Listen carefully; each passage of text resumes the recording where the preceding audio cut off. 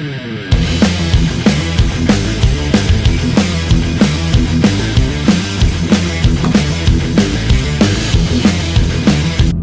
good afternoon, everybody, and welcome back to RobMotive. You know, I'm out here cruising around in my, what I consider to be heavily modded Toyota Tacoma, and I got to thinking, you know, can you mod your Toyota Tacoma too much? Do I have too many mods on my Tacoma? And I'm starting to think, yeah, I'm thinking I do. Now, of course, it depends on what you're going to do with the truck. If you're one of those smart folks who buys the truck and then drives it forever until it falls apart, none of this is going to matter because you're going to get all of the use out of the mods and not have to worry about trading it off. Now, as you know, if you watch the channel, I do like to trade frequently. I've had 6 or 7, I've lost count how many Tacomas I've had, but I've had many, and there won't be another one until at least the new version comes out, and maybe a while after that. It all depends on what Toyota does with the truck. I mean, if they put out a dog, I'm not really interested in that, but I can't see that happening. So there is a new Toyota Tacoma in my future, probably late next year, maybe into 2024, again, depending on when Toyota actually releases this redesigned Tacoma. So I get to thinking, you know, there are a lot of mods on this truck. There's probably over 100 if you count every little last thing that I've done to the truck. And a lot of those I wouldn't want to let go with the truck, nor do I really know if they add any value or maybe even decrease the value of the truck. You know, the biggest thing that I've done that I really can't reverse is that front bumper, the Highline body armor front bumper that I put on. I mean, obviously, you cut the truck and you pull the other one off. It's not something you can go back to, at least not without a lot of expense. And I didn't keep the parts anyway, the crash bar and the hardware and all that stuff.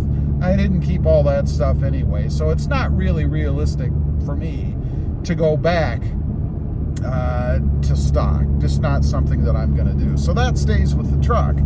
I don't think that's going to devalue the truck in any way, but it is a mod that I don't think is going to add value unless you find the right buyer, and that of course means selling it privately outright.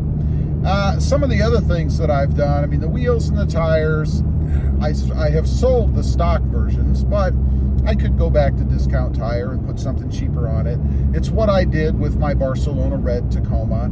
And by cheaper, I don't mean that it was bad or inferior. It was just lower cost. And then keep these maybe for the next truck. But that's another problem. You know, in taking the mods off of this truck, am I going to be able to use them on the next truck? Are they going to fit?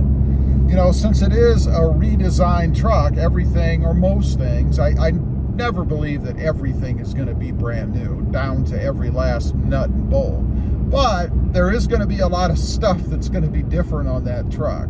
So I don't know that it does me any good to keep these things, other than maybe to try to sell them outright, recoup some of my money so that I can buy mods for the redesigned truck, which, by the way, I do think is going to be a while.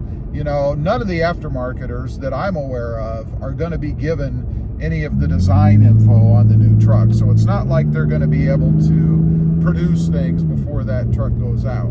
So it'd be a while before I could probably buy anything new for it anyway. So yeah, I do think you can do too much depending on what you do with the truck. Obviously, anything that's a bolt-on, which is a lot of what I have, you could reverse and go back to stock. And I have done that.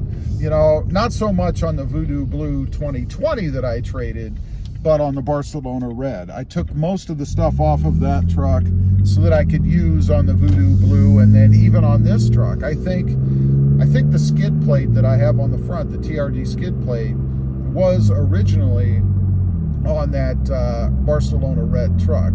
So there are things that you could reuse if you stayed with the third generation. Now, other things, you know, I don't know that there's really anything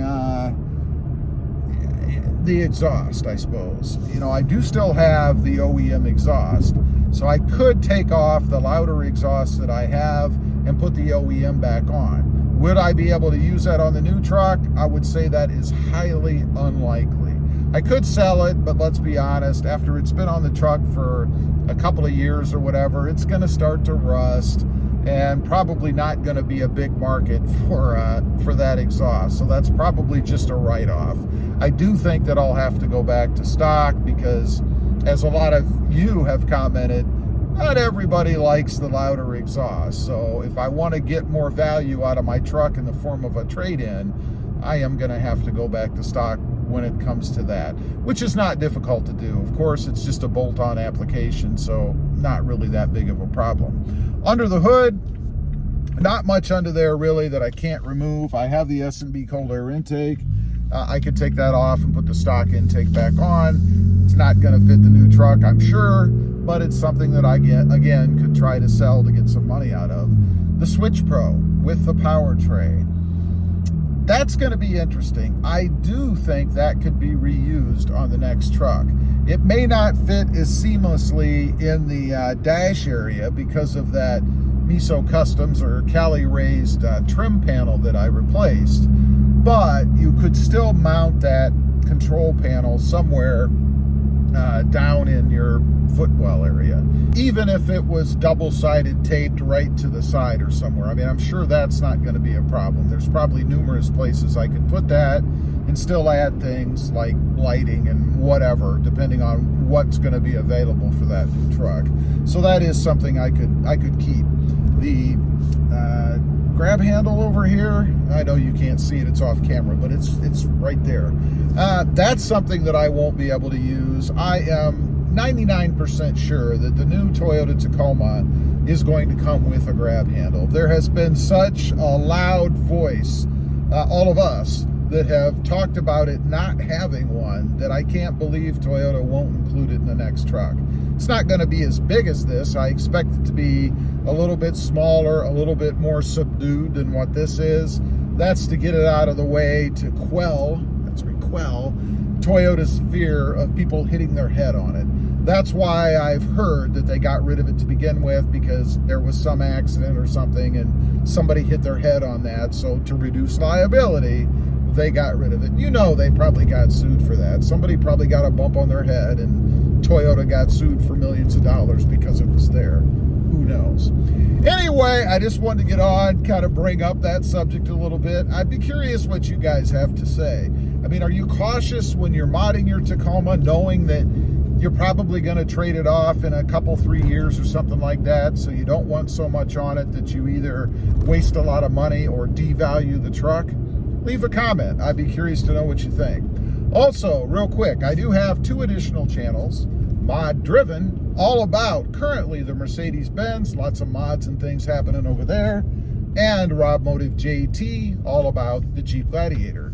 Check them out, and if you're interested, why not subscribe? And while you're at it, smash the subscribe button here too. Thanks for watching. Stay safe out there. Bye.